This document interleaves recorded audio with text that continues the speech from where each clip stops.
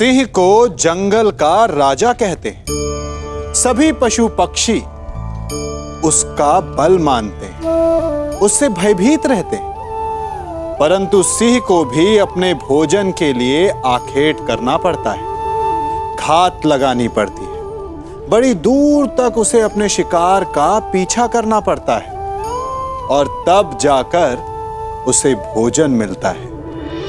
और कई बार उसके ये कठिन प्रयास भी असफल होते हैं। यदि सिंह ये सोचकर बैठ जाए कि मैं तो वन का राजा हूं, मेरा भोजन स्वयं मेरे मुख में आकर गिर जाए, तो वो भूखे मर जाएगा। क्या समझे? राजा हो या रंक, उद्यम सभी को करना पड़ता है, क्योंकि मेहनत, परिश्रम यही तो सफलता की कुंजी है। यदि जल पाना है तो कुआं खोदने में पसीना बहाना ही होगा। यदि सफलता पानी तो रात दिन परिश्रम करना होगा। बिना परिश्रम के तो देवों को भी अमृत नहीं मिलता। इसलिए परिश्रम कीजिए, आज नहीं तो कल सफलता अवश्य मिलेगी। तुमने उस मामा का अपमान किया उसके लिए,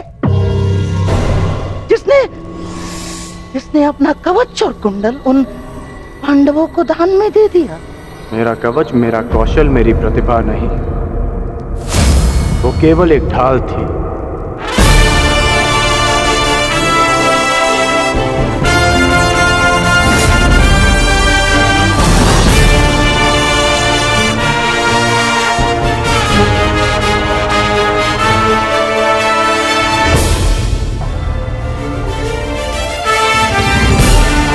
वो दुर्योधन की ढाल मैं हूं, मेरी मित्रता है। और ये मित्रता मेरे लिए मेरे प्राणों से भी अधिक महत्वपूर्ण है। मैंने सदैव अपने मित्र के प्रति अपनी निष्ठा सिद्ध की है और आज भी मैं ऐसा ही करूंगा।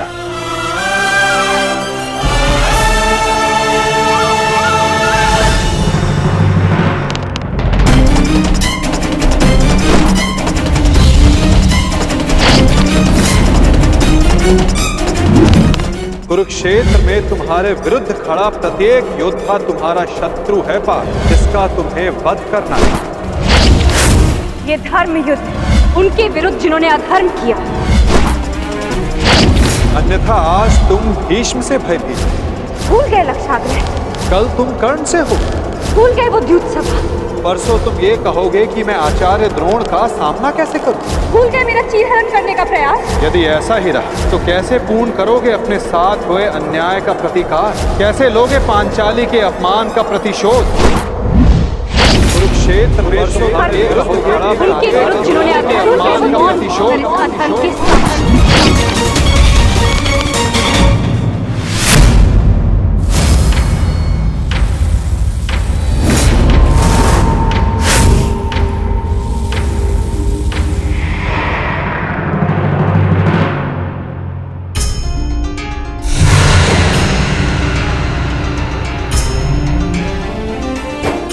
पुत्र का धर्म होता है बढ़ती आयु में अपने पितामह को संभालना। मैं युद्ध क्षेत्र में मैं कैसे गिरा सकता हूं? जिन्होंने मुझे धनुष उठाना सिखाया, जिनके कारण आज मैं सर्वश्रेष्ठ धनुर्धर हूं, उन गुरु द्रोण पर बाण संधान कैसे कर सकता हूं मैं? जीवन में पहली बार आज मेरे हाथ कांप रहे हैं, अर्थात ये सब ठीक नहीं, ये सब ठीक नहीं।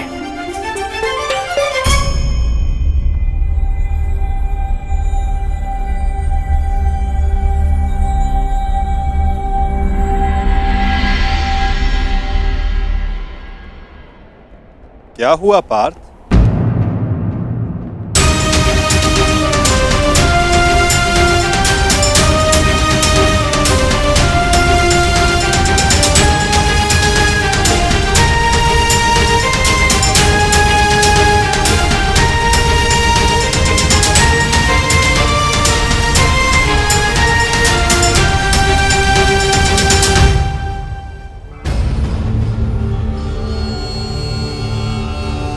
जो अपने दृढ़ संकल्प और अचूक लक्ष्य भेदन के लिए जाना जाता है, जो केवल शब्द सुनकर उसका लक्ष्य भेद कर सकता है, आज वही अर्जुन विचलित है या उसके बाण विचलित है? पार्थ, कुछ कहना चाहते हो? यदि तुम्हारे मन में कोई संदेह, कोई संकोच है, तो उसे अपने सखा से बांट सकते हो। नहीं माधव, ऐसा कुछ नहीं है। आज कुछ अधिक ही थक गया हूं मैं, कदाचित इसीलिए। बड़ी विचित्र बात है, जो अर्जुन इतने वर्षों की कठिन तपस्या में नहीं थका, जो 12 साल के वनवास में और 1 साल के अज्ञातवास में नहीं थका, वो आज केवल एक दिन में थक गया।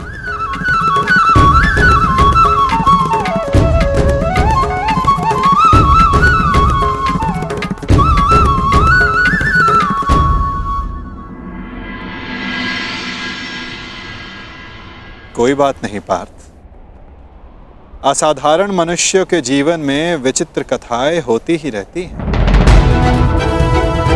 आओ, शिविर में चलकर सभी वीर मिलकर भोजन करें।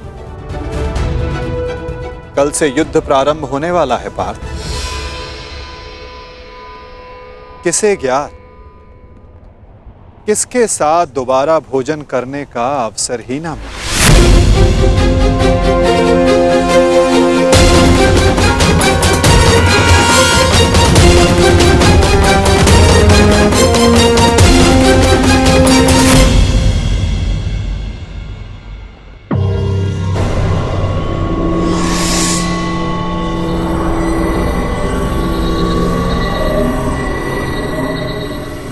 हम सबको यहाँ पे क्यों बुलाया गया है मामाश्री?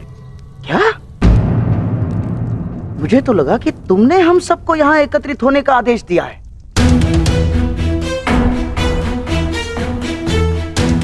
कल आरंभ हो रहे युद्ध के निर्देश देने के लिए। मैंने आप सबको यहाँ बुलाया है।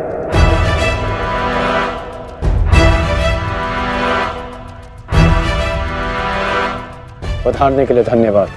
परंतु तुमने हमें यहाँ क्यों आमंत्रित किया है कर्ण? बताता हूं मित्र, पहले सभा पूर्ण हो जाए।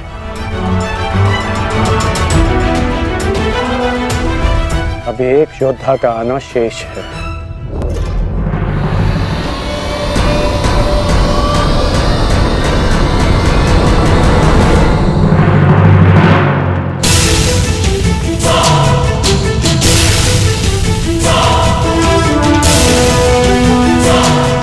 इससे पूर्व कि किसी के भी मन में कोई विचार उत्पन्न हो, मैं बता देना चाहता हूं कि मेरे यहाँ आने का कोई उद्देश्य नहीं।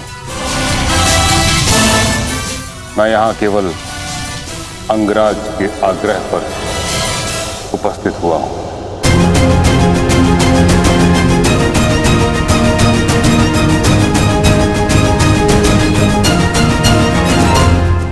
कर्ण, मैं जानना चाहता हूं इस सभा को बुलाने का उद्देश्य क्या है मित्र?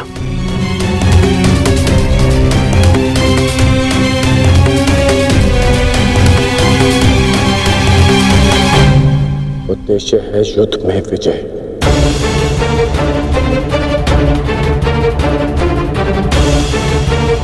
तुम अपने मित्र मुंह में आकर बहुत बड़ा अनर्थ करने जा रहे थे और एक सच्चा मित्र होने के नाते मैं तुम्हें ये अनर्थ नहीं करने दूंगा।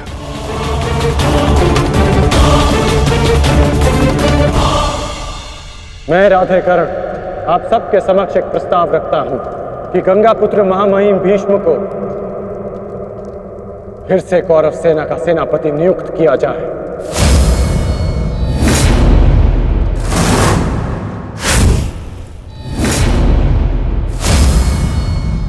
और ये घोषणा करता हूं कि जब तक महामहिम भीष्म इस युद्ध भूमि में सेना का नेतृत्व करेंगे, ये राधेकरण युद्ध भूमि में नहीं आएगा।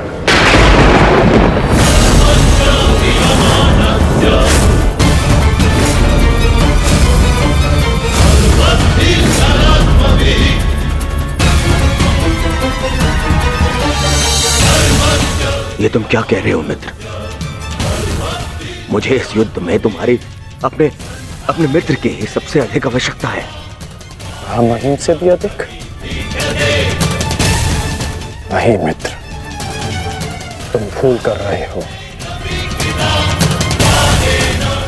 मैं कवच खोया योद्धा हूं और महामहिम हस्तिनापुर के कवच हैं। तुम्हें मुझसे अधिक आवश्यकता उनकी है।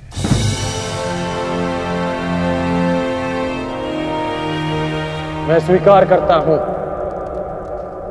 कि कौरव सेना का नेतृत्व करने में महामहिम से अधिक सक्षम कोई नहीं।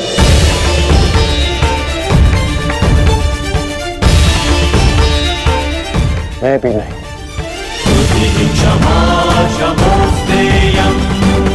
मुझमें योग्यता है, परंतु महामहिम अपने विवेक, धर्म और शौर्य के लिए जाने जाते हैं और इनके विवेक का मैं भी सम्मान करता हूं। यदि महामहिम मुझे युद्ध से दूर रखना चाहते हैं तो अवश्य इसके पीछे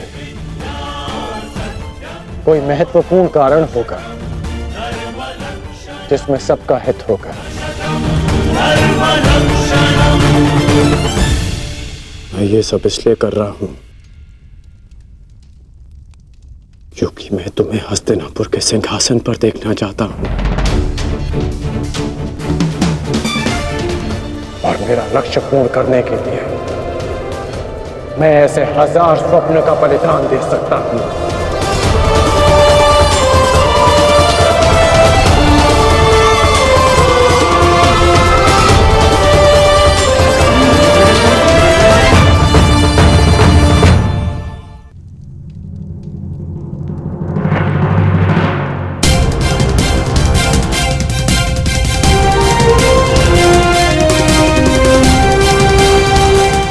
आपके बिना कौरवों की विजय संभव नहीं। अपना पद स्वीकार करें।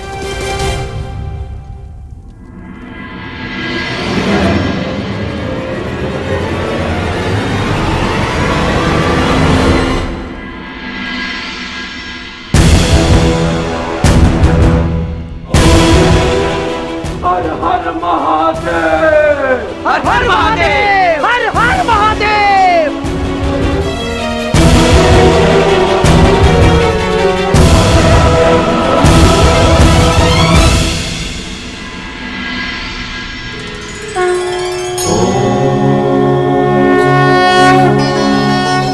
आओ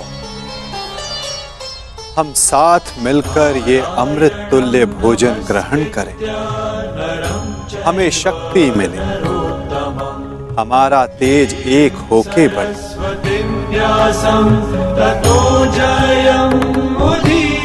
हमारा ज्ञान बढ़े, हमारे मध्य कोई विष न फैले, फैले तो केवल हमारा यश।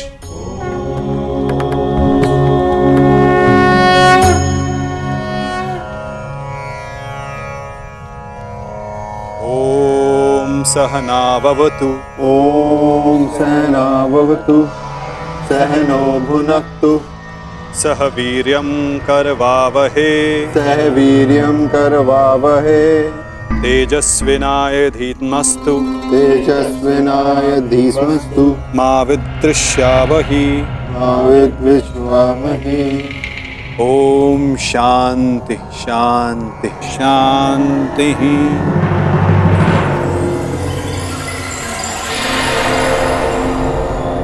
आओ भोजन प्रारंभ करें।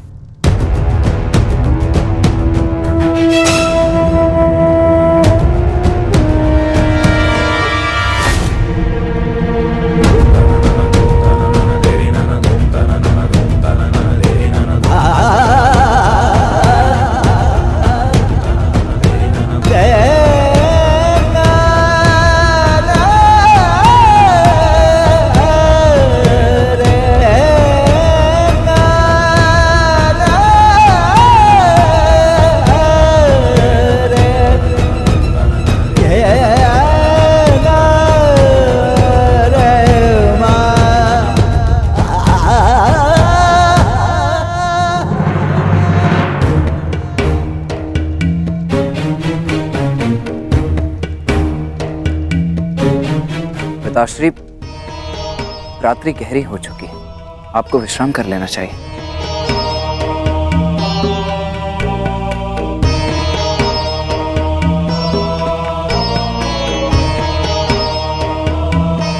विश्राम की आवश्यकता तो तुम्हें है पुत्र। कल इस महायुद्ध में तुम्हें अपना कौशल दिखाने के लिए प्रस्तुत जो होना है। कल मेरे लिए बहुत बड़ा दिन है कि मेरा पुत्र इतिहास के सबसे बड़े महायुद्ध में पदार्पण करेगा।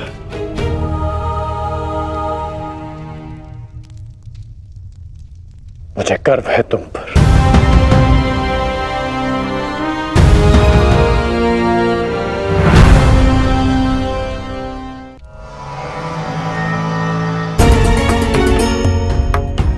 सब कुशल पार्थ? मैं तुम्हारे साथ हूं पार्थ। परंतु युद्ध में तो आप शस्त्र नहीं उठाएंगे। युद्ध में तो मैं अकेला ही रहूंगा माता। और यदि इस युद्ध में मैं तुम्हारे साथ उपस्थित रहा तो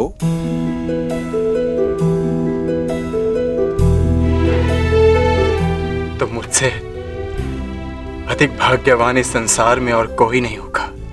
परंतु मैं जानता हूं मेरी ये कामना अधूरी रह जाएगी। यदि कामना पूर्ण बल से की जाए तो वो अवश्य पूर्ण होती है पार्थ। और यदि प्रार्थना में समर्पण तो वो स्वीकार होती है।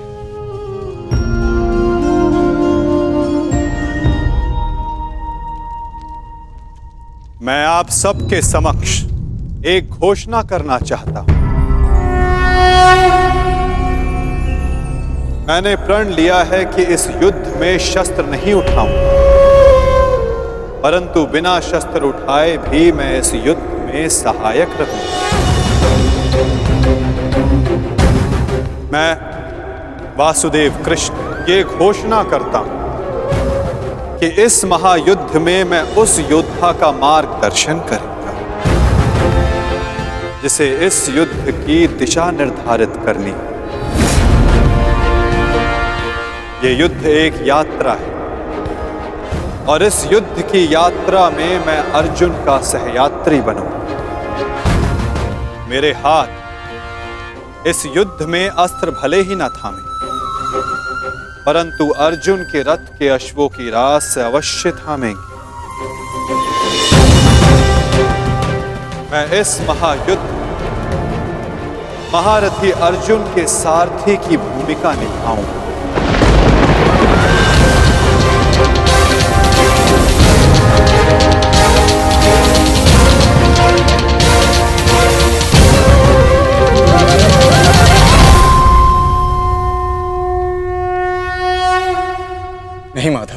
सारथी बनकर आपको आदेश दूं, यह संभव नहीं। आपका स्थान सबसे ऊंचा है, तो मैं स्वयं आपको नीचे स्थान पर बैठने नहीं दे सकता। पाल, कौन ऊंचे स्थान पर बैठा है और कौन नीचे स्थान पर, ये तो देखने वाले के दृष्टिकोण पर निर्भर करता है।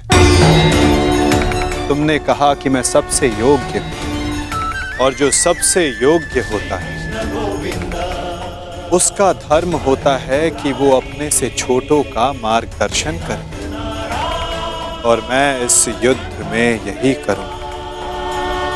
मैं इस युद्ध में तुम्हारा सारथी इसलिए बनूंगा, यदि तुम अपने लक्ष्य के मार्ग से भटक जाओ तो पुनः तुम्हें तुम्हारे लक्ष्य के मार्ग पर ला सकूं।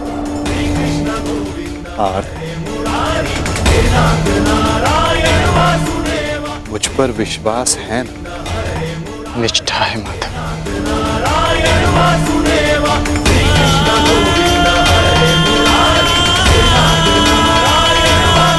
आज मैं धन्य हो गया, जिसके सारथी आप हो वो मार्ग कभी भटक ही नहीं सकता।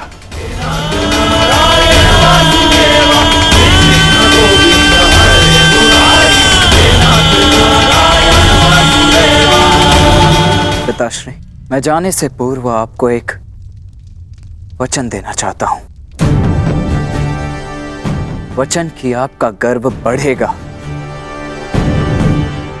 और सर नीचा होगा उन लोगों का जिन्होंने आपको इस युद्ध में प्रवेश करने से रोका।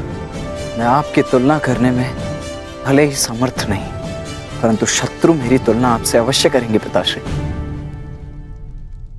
वचन देता हूं पिताश्री की वृषसेन के धनुष से निकले हर एक बाण पर अंगराज कर्ण के कौशल का चिन्ह होगा।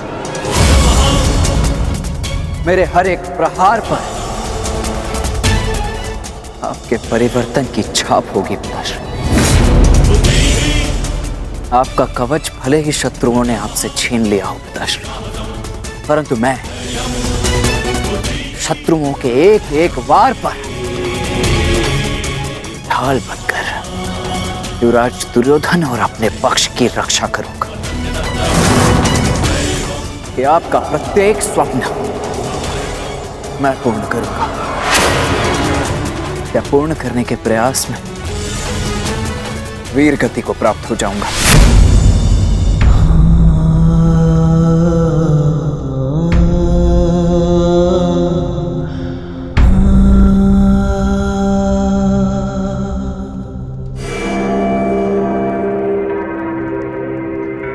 द्रोण शिष्य अर्जुन, द्रोण शिष्य अर्जुन के मन में मैं ये प्रश्न उत्पन्न कर दूंगा पिताश्री की, यदि अंगराज कर्ण का अंश उन पर इतना भारी पड़ रहा है तो तब क्या होगा जब स्वयं अंगराज कर्ण से उनका सामना होगा।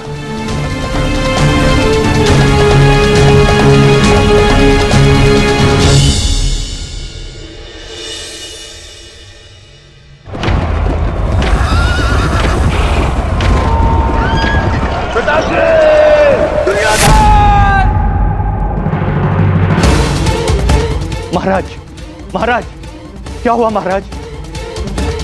आप ठीक तो है ना? क्या आपने कोई दुस्वप्न देखा है? हाँ, क्योंकि कदाचित दुस्वप्न देखना मेरा प्रारब्ध हो गया है। परंतु संजय, तुम इस समय यहां कैसे? महाराज, महर्षि वेदव्यास जी पधारे हुए हैं आपसे मिलने के लिए, वही समाचार लेकर आया था। किंतु ऐसी स्थिति में मिलना क्या उचित होगा महाराज? महर्षि,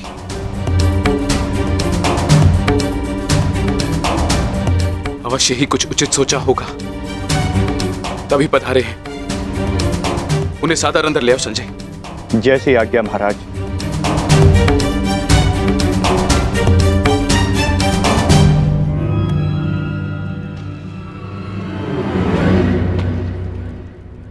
प्रणिपात महाराज। आप महर्षि हैं, मेरे नियोगी पिता भी। इस प्रकार प्रणिपात करके और मुझे महाराज कहकर मुझे लज्जित ना करिए। आइए, आपका स्वागत है। आइए आइए। मैं यहां अपने नियोगी पुत्र से मिलने नहीं, अपितु हस्तिनापुर नरेश को चेताने आया हूं। ये बताने आया हूं कि यह समय सोने का नहीं, अपितु जागने का है। इस महायुद्ध को रोकने का है। यह इस महायुद्ध से पूर्व की अंतिम रात्रि है। इस महायुद्ध को रोकने का प्रयत्न कीजिए महाराज। यदि एक बार यह युद्ध आरंभ हो गया तो इस अनर्थ को रोकना असंभव हो जाएगा। सहस्त्रों निर्दोष अपने प्राण गंवा बैठेंगे, अनेकों परिवार सदैव के लिए नष्ट हो जाएंगे। ये महाविनाश रोकना केवल आपके हाथों में। जो पिता अपने पुत्र पर जीवन भर नियंत्रण ना रख सका, वो इस विभीषिका को रोकने का बीड़ा कैसे उठा सकता है? यह युद्ध निश्चित है महर्षि। इस युद्ध को रोक पाना हम मेरे बस की बात नहीं। मुझे क्षमा कर दीजिए। मैं तो कदाचित आपको क्षमा कर दूं, किंतु इतिहास आपको कभी क्षमा नहीं करेगा। हस्तिनापुर में शांति दूत बनकर आए वासुदेव के साथ दुर्व्यवहार का परिणाम है ये। पुत्रहट को दोष मत दीजिए। इस महाविनाश के लिए पुत्रहट नहीं, आपका पुत्रमोह उत्तरदायी है। तो आप क्या मुझे उल्हाना देने आए हैं महर्षि, या फिर श्राप? नहीं, वरदान देने आया हूं। मैं आपको दिव्य दृष्टि देने आया हूं। जिस विनाश की नींव आपने स्वयं रखी है, आप उसको देख सकें। नहीं, ऐसा मत कीजिए महर्षि। ये वरदान नहीं है, ये श्राप है। अरे जिस पिता ने अपने पुत्रों को घुटनों के बल चलते नहीं देखा, अरे वो पिता अपने पुत्रों को घुटनों के बल अपने प्राणों की भीख मांगते कैसे देख सकता है? जिस पिता ने अपने पुत्रों के मस्तक पर तिलक लगते नहीं देखा, वो अपने उन पुत्रों के सर कटे कैसे देख सकता है? जिस पिता ने अपनी वधुओं को सुहागन नहीं देखा, वो पिता अपनी वधुओं को विधवा कैसे देख सकता है? किस प्रकार? ये अत्याचार मत कीजिए महर्षि, मत कीजिए। मुझे कोई दृष्टि नहीं चाहिए, मुझे कोई दृष्टि नहीं चाहिए। मेरी आपसे विनती है महर्षि कि मेरे स्थान पर आप ये दिव्य दृष्टि संजय को दे दें, ताकि संजय मुझे इस युद्ध के समाचार के साथ साथ मेरे पुत्र का समाचार भी मुझे देते रहे। आपकी इच्छा अनुसार मैं ये दिव्य दृष्टि संजय को प्रदान करता हूं।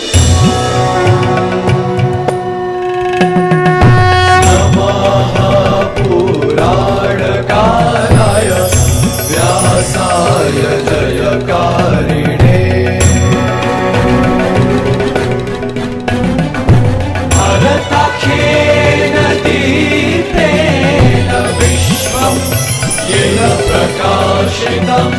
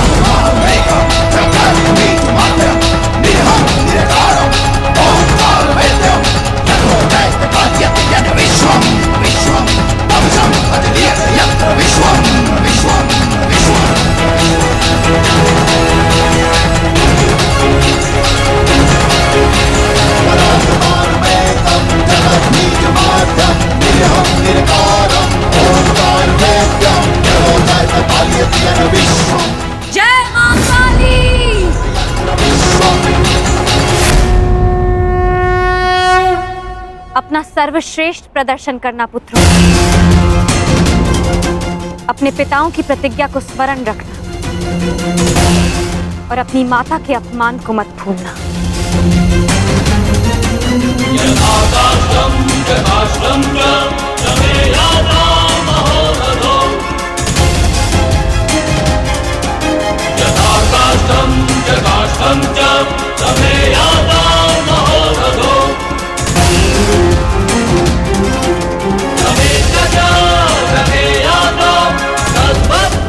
विजय हमारी होगी। हर हर महादेव, हर हर महादेव, हर हर महादेव।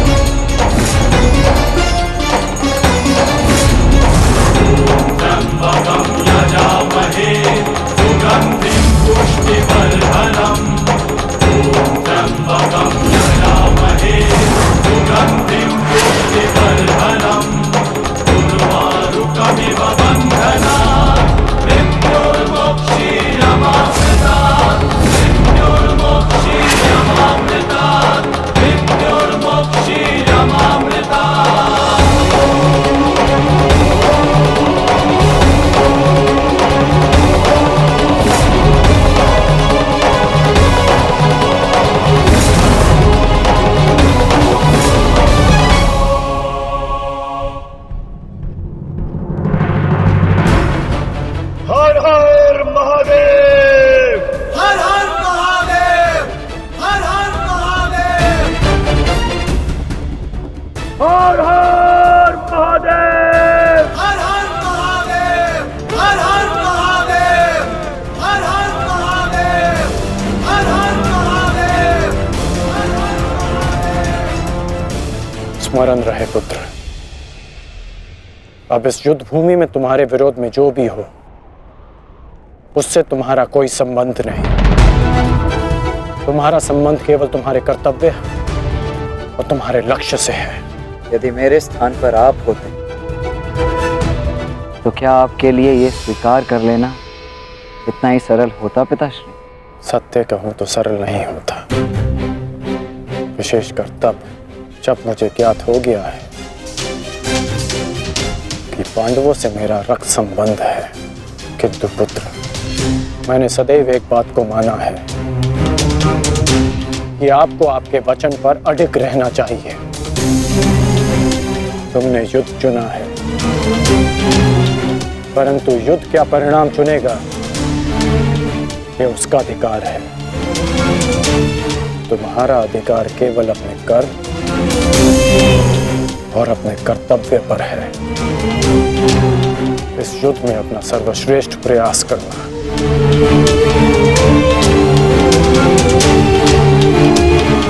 कल्याण हो तुम्हारा।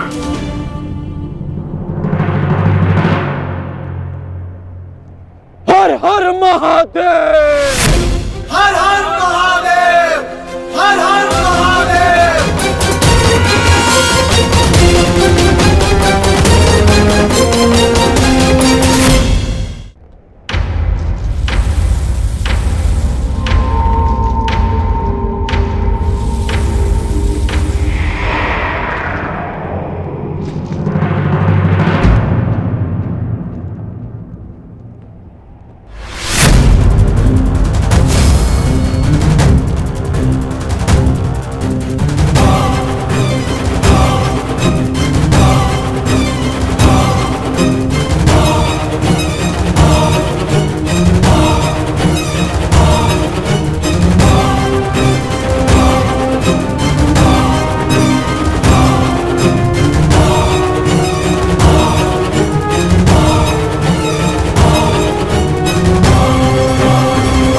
मुझे तुम्हारी प्रतीक्षा रहेगी मित्र,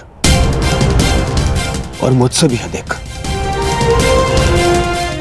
इस भूमि को तुम्हारी प्रतीक्षा रहेगी कि कब अंगराज जैसा वीर अपने चरण रखकर इसे महान बनाए।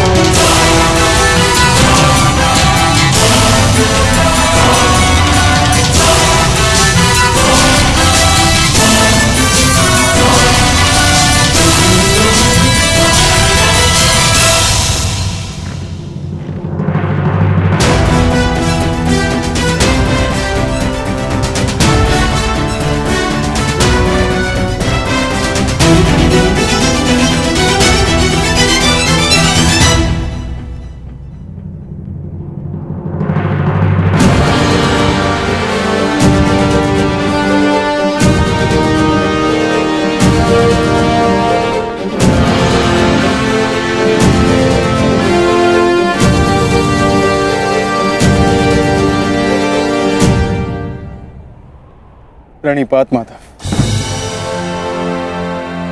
कल्याण वस्तु।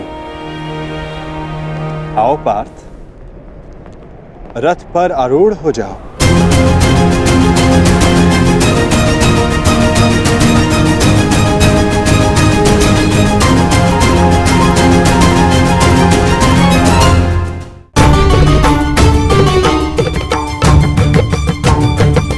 किस संशय में हो धनंजय, विचरण करने का समय जा चुका है, अब केवल पुरुषार्थ करने का समय है।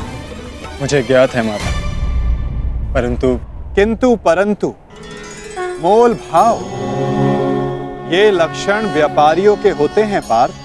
धर्म युद्ध के योद्धाओं के लिए ये शब्द निरर्थक हैं।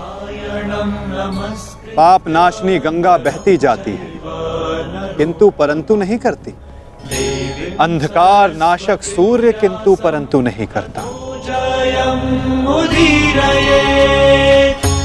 और अधर्म का नाश करने को सज्ज अर्जुन की तुनीर में भी इन संदेहों का कोई स्थान नहीं। तुम्हारा सारथी युद्ध में तुम्हारा मार्गदर्शन करने को सज्ज है पार्थ। आओ, अपना स्थान ग्रहण करो।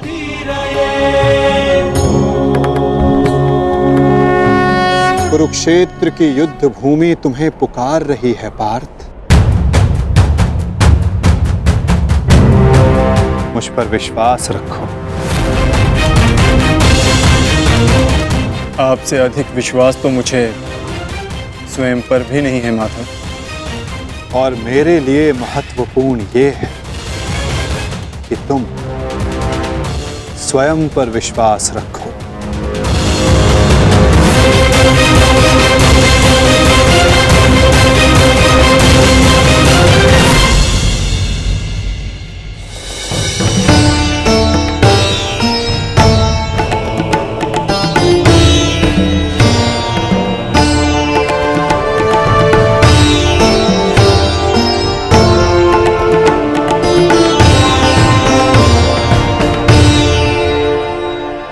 कुछ भूल तो नहीं रहे हो पार्थ?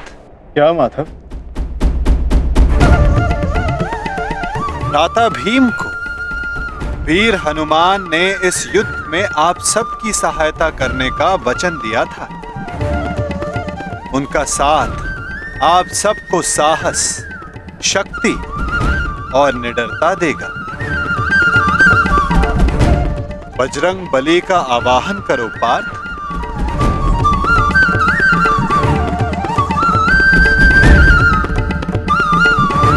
मैं कुंती पुत्र अर्जुन, पवन पुत्र, ज्येष्ठ भ्राताश्री महाबली हनुमान का आवाहन करता हूँ।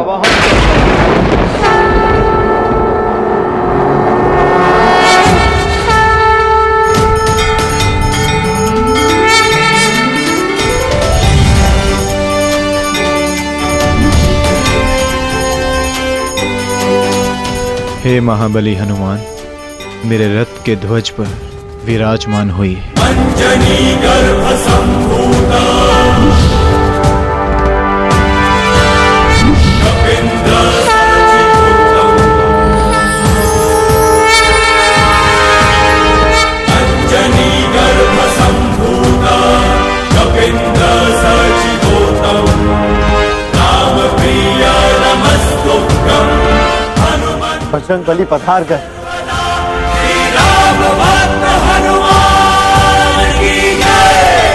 महाबली हनुमान की जय। बजरंग बली हनुमान की जय।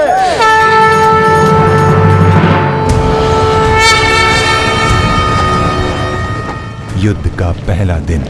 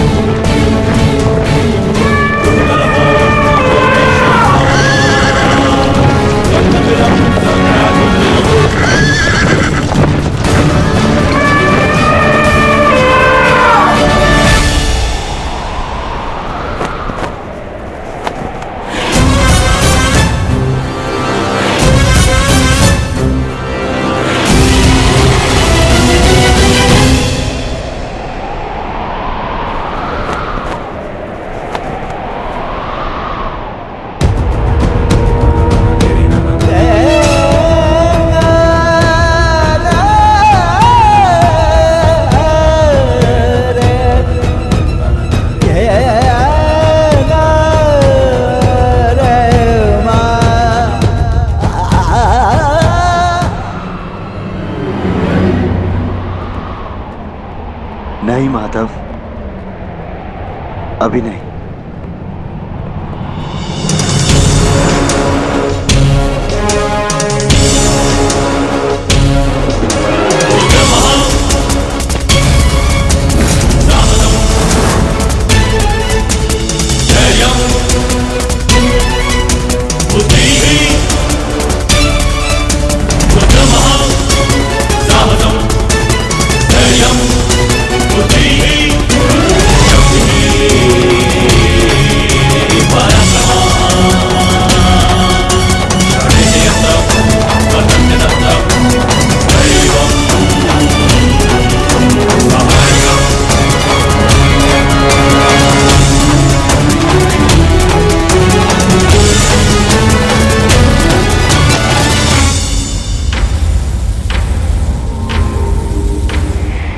ज्येष्ठ, ये युधिष्ठिर हमारे समक्ष क्यों खड़ा है?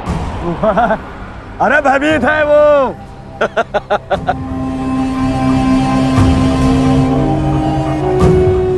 हमारी सेना को देख के कदाचित भयभीत हो गया है ये युधिष्ठिर। इसे सत्य का ज्ञात हो गया है। इस युद्ध में इसे विजय नहीं मिल पाएगी। समझ रहे? वो छलिया जिस युद्ध के लिए हमें भयभीत कर रहा था, वो युद्ध प्रारंभ होने से पहले ही समाप्त होने जा रही है।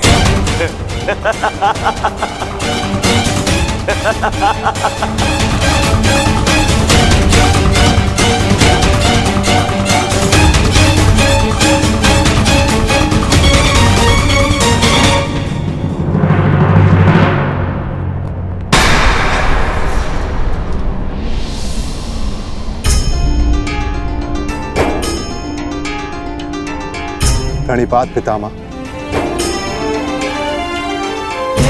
प्रणिपात आचार्य द्रोण।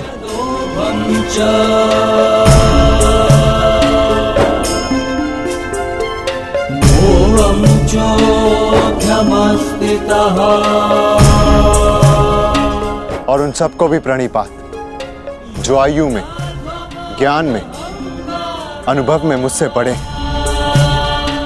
और मैं उन सबका अभिनंदन करता हूं जो एक योद्धा होने का कर्तव्य निभाने के लिए इस कुरुक्षेत्र में पधारे हैं। मैंने सदैव अपने बड़ों से सीखा है कि कोई भी कार्य आरंभ करने से पूर्व बड़ों का आशीर्वाद अनिवार्य है। और मैं अपने सभी भ्राताओं की ओर से पितामह आचार्य द्रोण के साथ सभी बड़ों से आशीर्वाद देने की प्रार्थना करता हूं।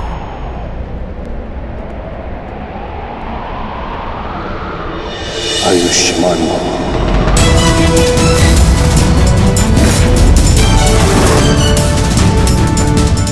तुम्हें अपने पराक्रम का फल प्राप्त हो युधिष्ठिर।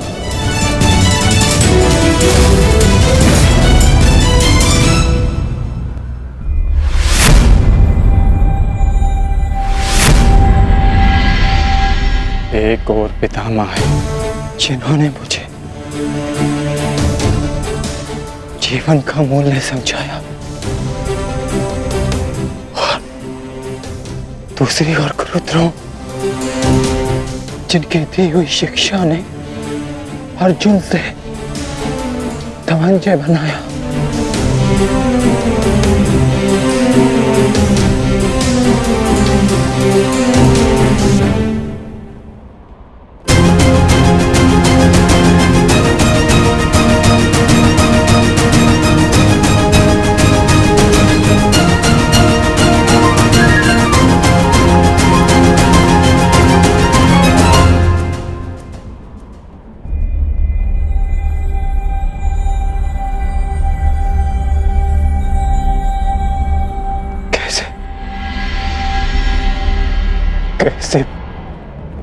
कैसे प्रहार कर पाऊंगा मैं इन पर?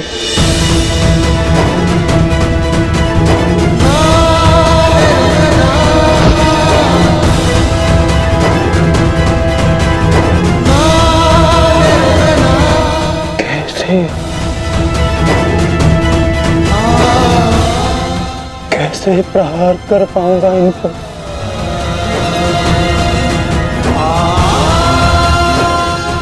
कैसे?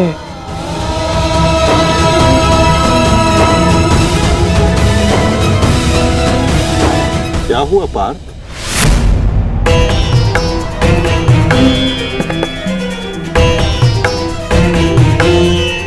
मेरी आपसे विनती है माधव, मेरे रथ को दोनों सेनाओं के मध्य में ले चलिए। संजय। जी महाराज। संजय, अपनी दिव्य दृष्टि से देखकर बताओ कि कुरुक्षेत्र के युद्ध में तत्पर मेरे पुत्रों और पांडवों की सेना के मध्य क्या क्या हो रहा है। जो आज्ञा महाराज।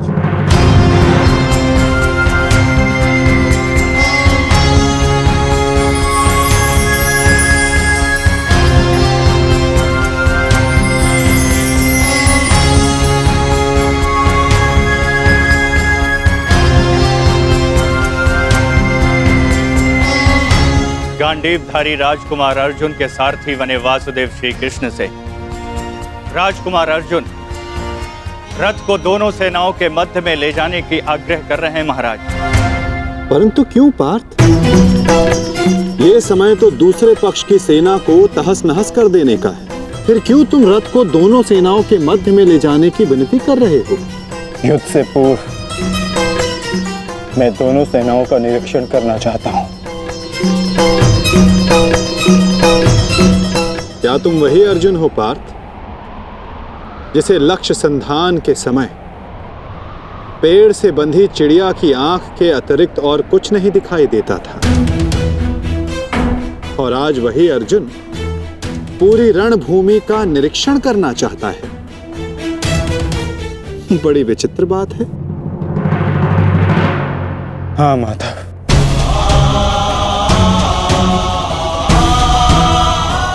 वो चिड़िया काष्ठ की बनी थी, परंतु जिनसे मैं युद्ध करने वाला हूं वो रक्त, अस्थि और मांस से बने मनुष्य हैं।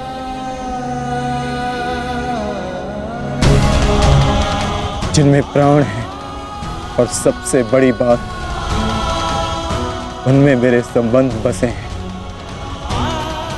युद्ध आरंभ होने से पूर्व मैं ये देख लेना चाहता हूं कि किसके वध से धर्म की स्थापना होगी और किसकी मृत्यु से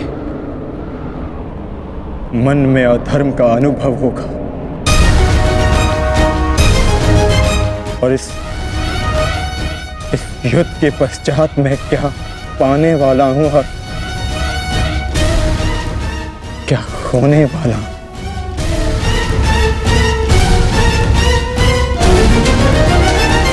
तुम एक योद्धा हो अर्जुन, और तुम यहां अधर्म का बलिदान लेने आए हो, या स्वयं को धर्म पर बलिदान देने के लिए? और एक बलिदानी क्या पाएगा क्या खोएगा, उसकी गणना नहीं करता। बात मेरे बलिदान की नहीं है माधव। इस युद्ध में सहस्त्रों के प्राण दांव पर लगे हैं, और मैं ये निश्चित करना चाहता हूं कि कुरुक्षेत्र में मैं अधर्म का नाश करने जा रहा हूं या फिर धर्म की हानि भी करने जा रहा हूं। नाश और निर्माण की शक्ति केवल विधाता के पास होती है पार्थ। मनुष्य विनाश या विध्वंस नहीं करता। मनुष्य तो केवल ईश्वर का निमित्त मात्र होता है। निमित्त होकर यदि वो विनाश और विध्वंस का उत्तरदायित्व स्वयं पर ले, तो उससे केवल अहंकार का जन्म होता है पार्थ, जो ये मानता है कि वो कुछ नहीं कर रहा। उसी के हाथों महान कार्य संपन्न होते हैं।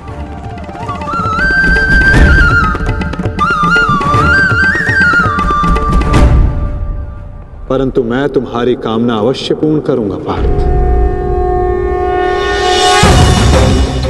क्योंकि बलिदान भी एक प्रकार का दान होता है, और जिस दान को देने से पूर्व हाथ कांपे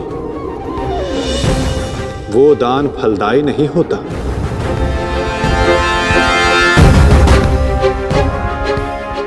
आओ पार्थ, मैं तुम्हें युद्ध भूमि के मध्य ले चलता हूं।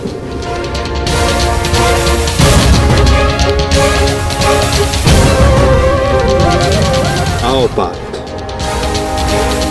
मैं तुम्हें युद्ध भूमि के मध्य ले चलता हूं।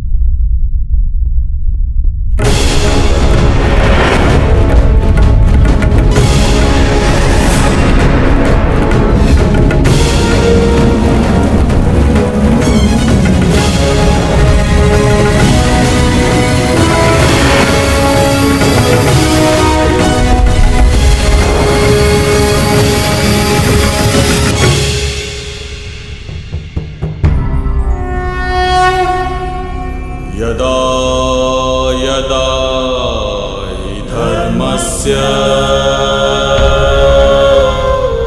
ग्लानिर्भवति भारत अभ्युत्थानं धर्मस्य तदात्मानं सृजाम्यहम्। जिस प्रकार तुम कर्तव्य और कर्म के मध्य खड़े हो, उसी प्रकार तुम अब दोनों सेनाओं के मध्य खड़े हो पार्थ।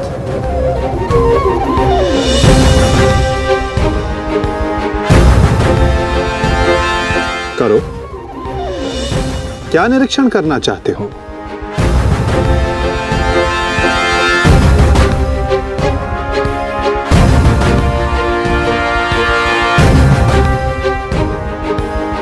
क्या हुआ पार्थ?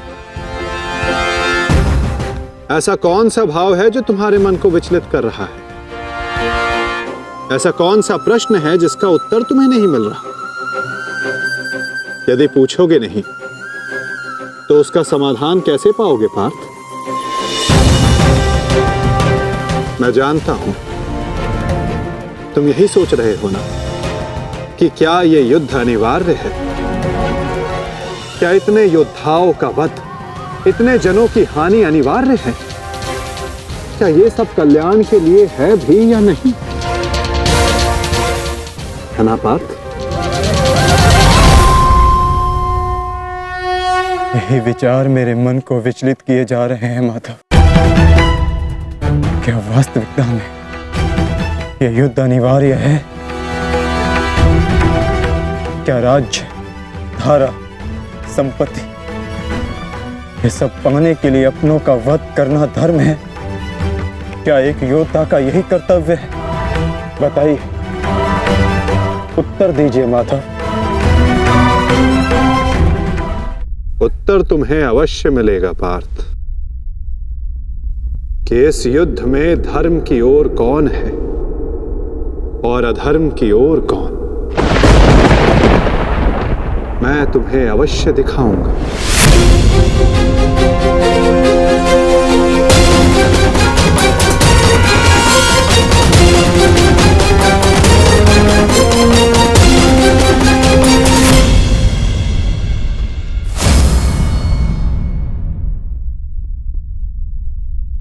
है वो हस्तिनापुर युवराज दुर्योधन, जिसे रक्त रंजित करने की कल्पना मात्र से तुम्हारा मन डोल रहा है पार्थ।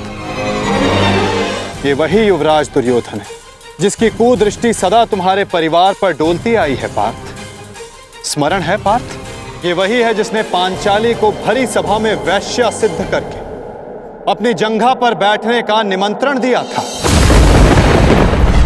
ओ दासी द्रौपदी, आकर मेरी जंघा में बैठो। कैसे एक पवित्र याज्ञ सैनी को भरी सभा में इसने मलिन करने का प्रयास किया था। वस्त्र हरण करो इस दासी द्रौपदी का। और ये तुम्हारे मातुल्य गांधार राज शकुनी, इन्होंने जब शकुन मनाया केवल तुम्हारे परिवार के अनिष्ट का शकुन मनाया पार्थ। तुम इन्हें मातुल्य कहते हो। मातुल्य का अर्थ है जिसे मां के तुल्य समझा जाए। और तुम्हारे इन्हीं मामा ने तुम्हारी माता को वारणा व्रत के लाक्षागृह की अग्नि में भस्म करने का प्रयास किया पार्थ।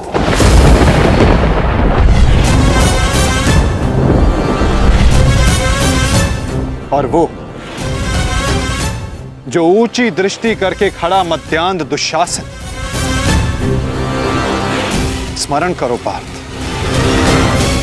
कैसे वो द्रौपदी को उसके केशों से खींचकर भरी सभा में लाया था।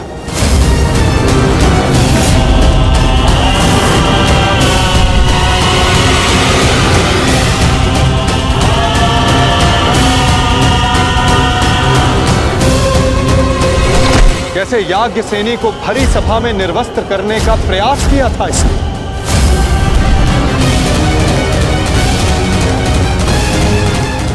क्या तुम ये सब भूल रहे हो पार्थ?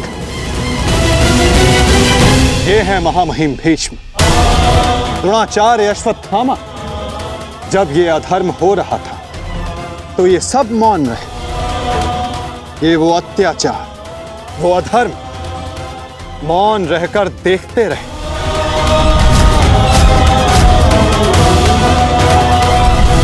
स्मरण करो वो वनवास, वो अज्ञातवास जिसने तुम्हें तुम्हारा पौरुष त्याग कर बेहनल्ला बनने को विवश किया।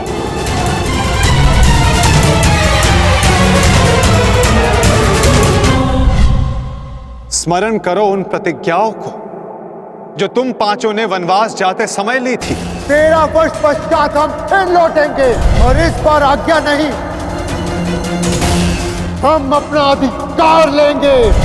मैं प्रतिज्ञा लेता हूं कि पांचाली के अपमान पर अट्टहास करने वाले इन 100 कौरों को मैं अपने इन हाथों से यमलोक भेज दूंगा।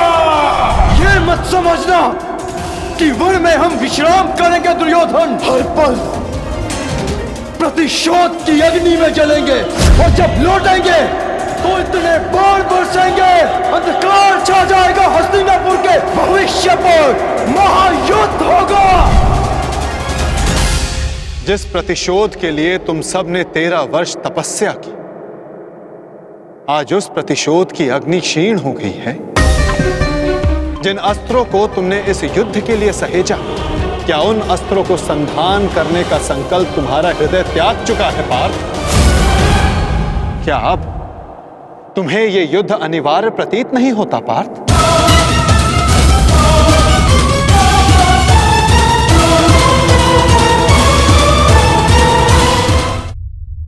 आज उस प्रतिशोध की अग्नि क्षीण हो गई है। जिस न्याय के लिए तुमने इतने वर्षों प्रतीक्षा की, आज तुम्हारा मन उसके लिए व्याकुल नहीं। जिन अस्त्रों को तुमने इस युद्ध के लिए सहेजा, क्या उन अस्त्रों को संधान करने का संकल्प तुम्हारा हृदय त्याग चुका है पार्थ? क्या अब तुम्हें यह युद्ध अनिवार्य प्रतीत नहीं होता पार्थ?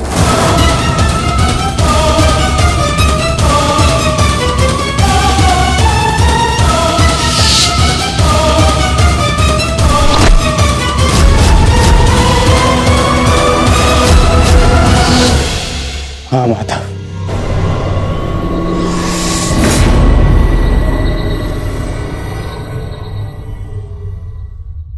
युद्ध अनिवार्य है।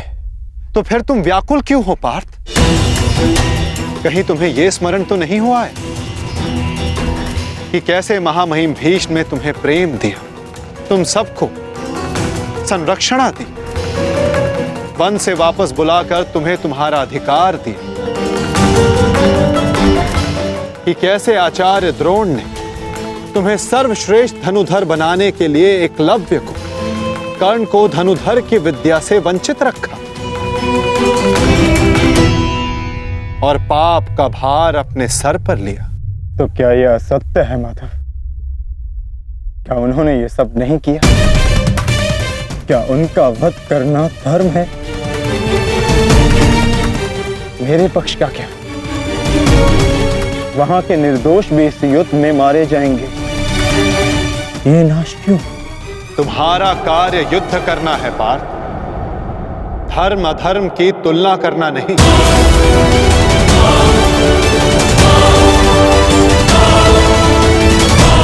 और केवल विपक्ष ही नहीं, तुम्हारा स्वयं का पक्ष भी तुम्हें दुर्बल बना रहा है। वहां भी सर्वत्र धर्म नहीं है पार्थ।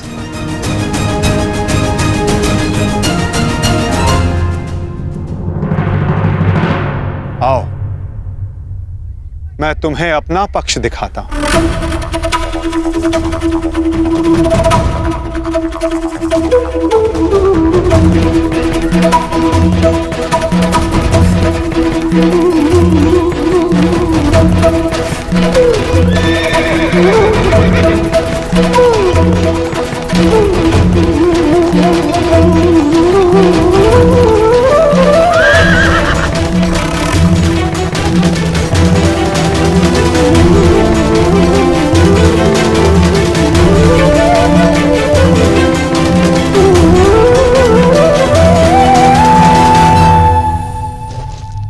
देखो अपने भ्राता युधिष्ठिर को, भ्राता भीम को, नकुल सहदेव को, अपने भतीजों को, अपने पुत्रों को।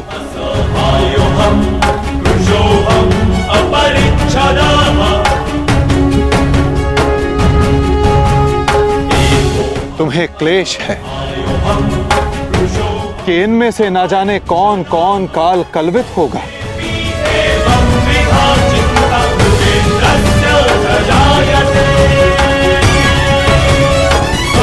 इनकी मृत्यु की संभावना तुम्हारे मन को दुर्बल बना रही है पार्थ।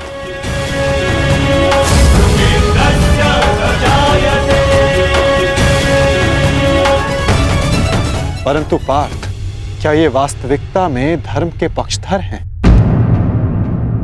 तुम्हें प्रतीत होता है कि ये सब निरपराध मारे जाएंगे। तो बताओ, कौन है जो अपराधी नहीं, जो दोषी नहीं? यदि युधिष्ठिर स्वयं का अधिकार राज्य पर मानते हैं, तो इसमें दुर्योधन का क्या दोष? क्या उनकी माता पहले गर्भवती नहीं हुई थी? क्या यह सत्य नहीं कि युधिष्ठिर ने अपना राज द्यूत क्रीड़ा में लगाया, जिसे दुर्योधन ने जीता? यदि दुशासन ने अपनी ज्येष्ठ की आज्ञा मानकर द्रौपदी का वस्त्र हरण करने का अपराध किया, तो तुम चारों ने भी अपनी ज्येष्ठ की आज्ञा मानकर अपनी पत्नी का अपमान होने दिया।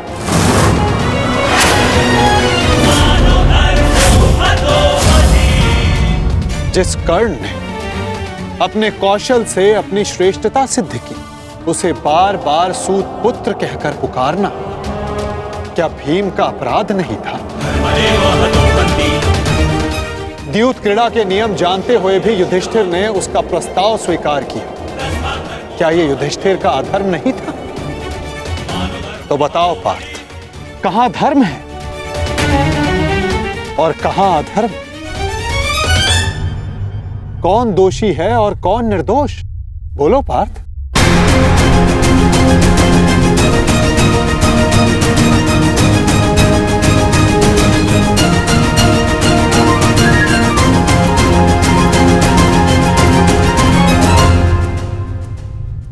आपने उचित कहा माधव।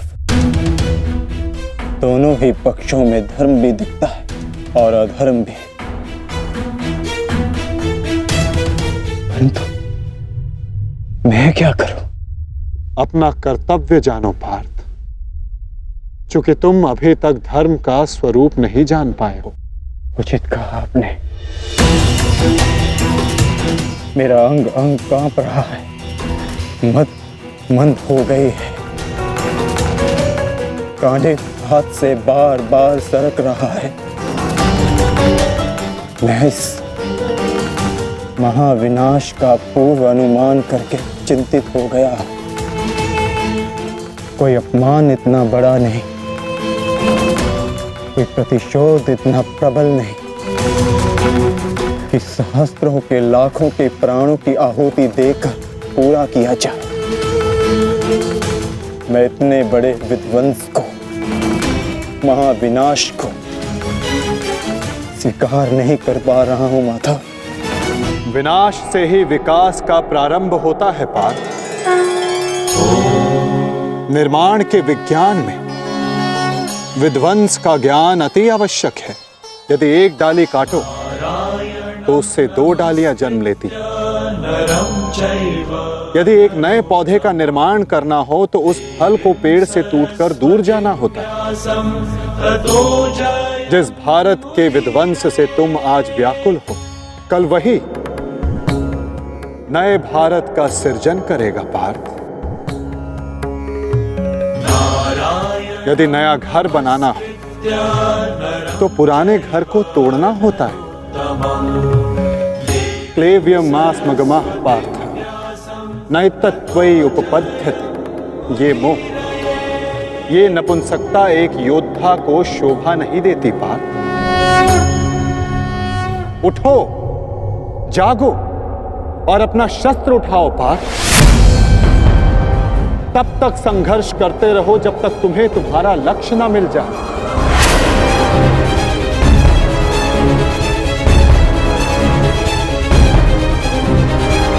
शस्त्र उठाओ? कैसे कैसे शस्त्र उठाऊं माधव?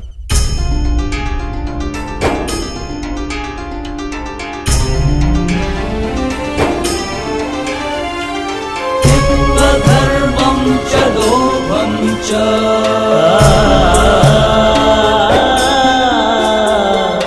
मोहं चोऽध्यमस्थितः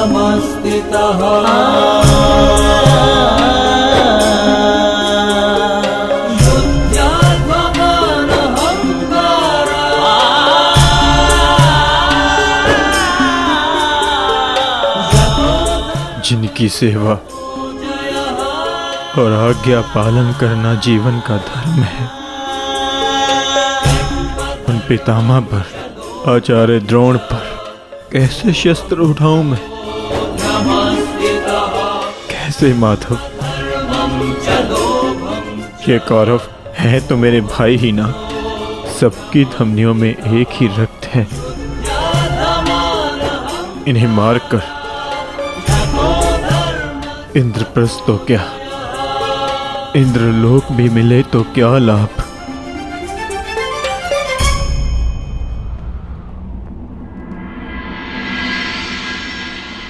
मनुष्य पौरुष करता है ताकि उसका भविष्य बन सके, कर्म करता है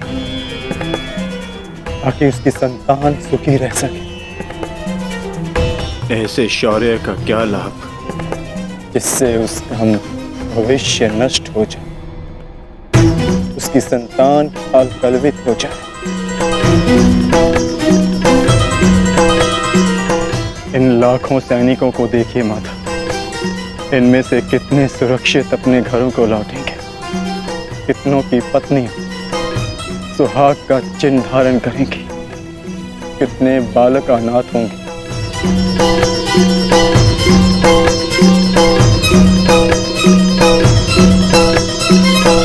कौन बचेगा उन्हें धर्म और भविष्य सिखाने के लिए? मैं देख रहा हूं माता, इस धर्म युद्ध के पश्चात अधर्म और भी बढ़ेगा।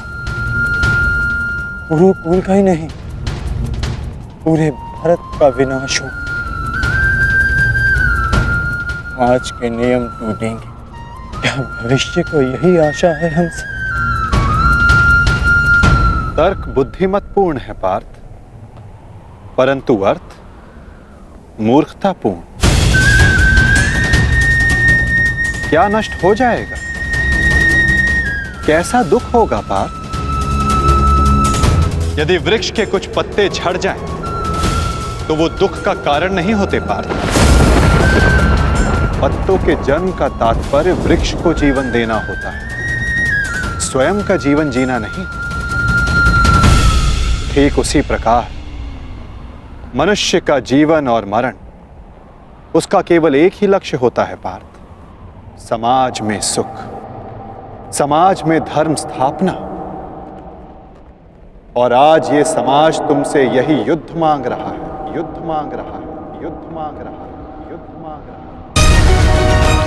मैं कह चुका हूं कि विनाश से उद्भाव प्रारंभ होता है। आज समाज में भेदभाव, लोभ, लालच विष बनकर व्याप्त हो रहा है। जो धर्म वर्षों पहले वेदों ने स्थापित किया था, वो आज केवल एक शब्द बनकर रह गया है बात। धर्म का मर्म लुप्त हो गया। तुम्हारे समक्ष कर्ण का उदाहरण है पार्थ, जो वर्ण व्यवस्था कर्म पर आधारित थी, आज उस पर जन्म हावी हो गया है पार्थ। सहस्त्रों का कौशल, उनकी प्रतिभाएं दबाई जा रही हैं पार्थ। समाज नया परिवर्तन मांग रहा है, नई परंपराएं मांग रहा है, और वो सब संभव होगा इस युद्ध से, इस युद्ध से, इस युद्ध से। इस युद्ध से नई परंपराएं जन्म लेंगी। वो व्यवस्था टूटेगी जो आज समाज को तोड़ रही है पार्थ। वर्षा से पूर्व आकाश और धरा दोनों मलिन रहती है पार्थ, परंतु वही वर्षा आकाश और धरा को स्वच्छ बना देती है। और ये युद्ध वही वर्षा है पार्थ, जिसे धरा पुकार रही है। अपने झूठे मोह से मुक्त हो जाओ पार्थ,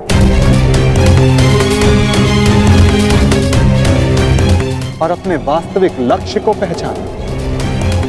समग्र मानव समाज के लाभ का विचार करके उठाओ अपना शस्त्र, उठो और गांडीव की तनकार से बता दो समस्त संसार को कि परिवर्तन आ रहा है। अपने बाणों से तोड़ डालो इस व्यवस्था को और जन्म दो नूतन परंपरा को पार्थ। यही धर्म है।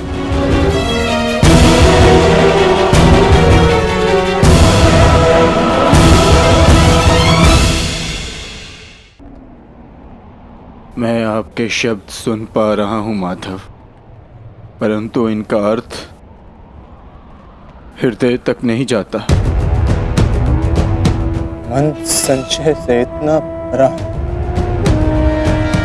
शस्त्र उठाने में स्वयं को असक्षम पाता हूं। मोह का आवरण धुंध बनकर दृष्टि के समक्ष। धर्म का संशय, मन अपनों की हानि के विचारों से भरा है। संसार को कैसे देखूं?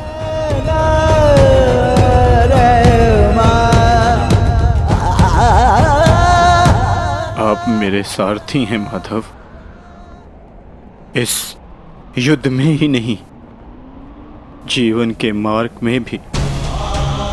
आज मेरी आत्मा के सारथी बन जाइए और मेरी आत्मा को सत्य के मार्ग के दर्शन कराइए। मुझसे वो कहिए जिसे सुनकर मेरी निर्बलता दूर हो जाए। मैं इस दुविधा के चक्कर से मुक्ति पाऊं।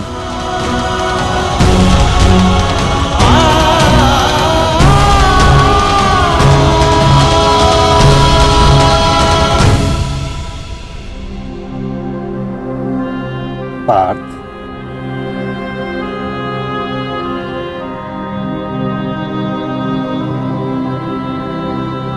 यदि जल की धारा में मुट्ठी डालोगे तो हाथ में जल नहीं आएगा, और यदि धारा में अंजलि बनाओ तो हाथ में जल आएगा।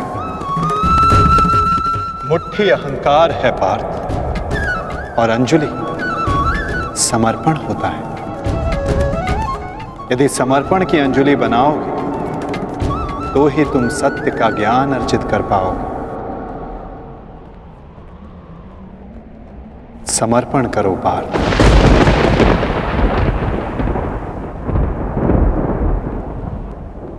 मैं समर्पण करता हूँ, समर्पण करता हूँ, समर्पण करता हूँ, समर्पण करता हूँ।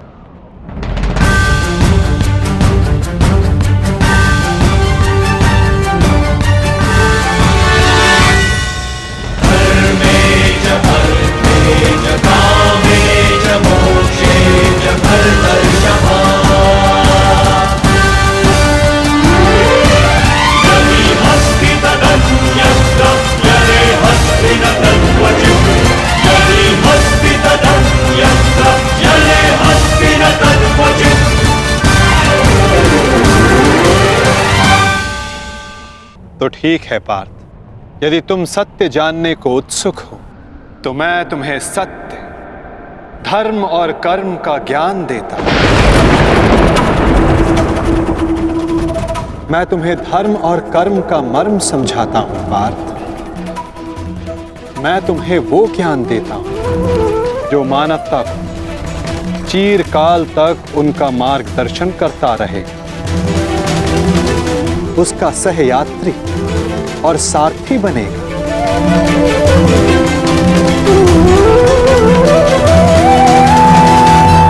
तो समर्पण भाव से सुनो पार्थ, वो ज्ञान जो मैं तुम्हें अर्पण करने वाला। यदा यदा हि धर्मस्य ग्लानिर्भवति भारत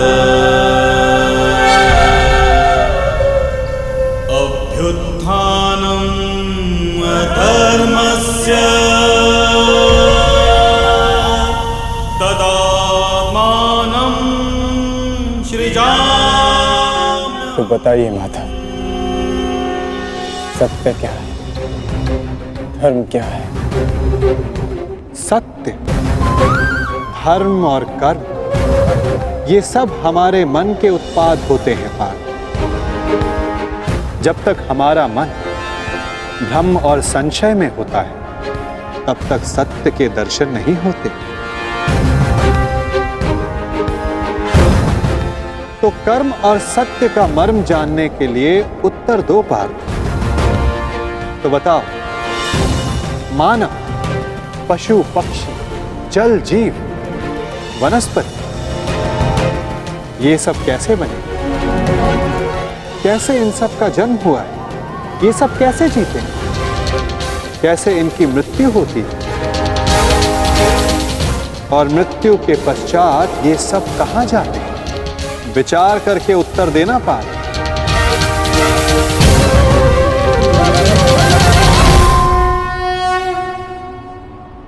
क्योंकि इसी प्रश्न में तुम्हारे भ्रम का उत्तर छिपा हुआ है। तो बताओ। देह मिट्टी से बना है माधव, वायु श्वास बनकर उसे जीवन देती है, अग्निताप बनकर उसे चलाता फिराता है, जल रक्त और मज्जा से बनकर उसे जीवित रखता है, और आकाश देह के रिक्त स्थानों में उपस्थित रहता है। इसी प्रकार इन्हीं 5 महाभूतों से देह का निर्माण हुआ है माधव, और मृत्यु के पश्चात इन्हीं 5 भूतों से इसका विलय हो जाता है।